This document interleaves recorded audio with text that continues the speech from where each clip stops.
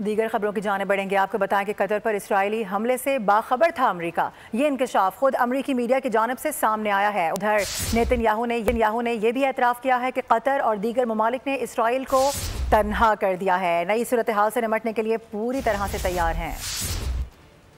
Israel Qatar पर हमलावर होने को है, अमेरिका जानता था मगर अनजान बन गया। बेखबरी का पोल अमेरिकी मीडिया ने खोला। इसराइली हुक्काम का हवाला देते हुए कहा, हमले से 50 मिनट कबल नेतन्याहू ट्रंप को एतमाद में ले चुके थे।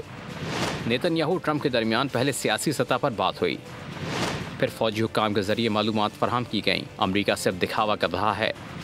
अगर ट्रंप चाहते तो हमला रोक सकते थे, लेकिन उन्होंने ऐसा नहीं किया। अगर ट्रंप इस हमले की मुखालफत करते तो इसराइल कतर पर हमले का फैसला तर्क कर देता।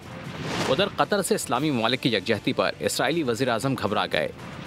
इसराइली अखबार को इंटरव्यू में कहा, कतर और दीगर ममालिक ने इसराइल को तन्हा कर दिया। कहा, कतर उनकी नाकाबंदी करना चाह रहा है। ईरान ने भी ऐसा ही इक़दाम किया था। जैसे हमने ईरानी नाकाबंदी तोड़ी, ऐसे ही कतरी नाकाबंदी भी तोड़ देंगे। सब्सक्राइब करें और बेल दबाएं ताकि कोई खबर रह न जाए।